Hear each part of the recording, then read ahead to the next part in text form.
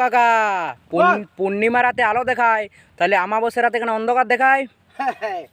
ব্যাপারটা বুঝতে পারিস নাই? না। আরে যারা প্রেম করে ভালো করে বুঝে লাগ, যেমন জ্যোৎস্না রাতে আলাদা রাত আর অন্ধকারে আলাদা। জ্যোৎস্না রাতে একটা ছুঁচ পড়ে থাকলে দেখতে পায়, কিন্তু ওই পূর্ণিমাটা পেরিয়ে গেলে অন্ধকার হচ্ছে অমাবস্যা, তখন ওই মেয়েগুলা ভালোভাবে পড়ন পায় যে প্রেমটা জমবে আজকে, ভালো হবে অমাবস্যার অন্ধকার পড়ল।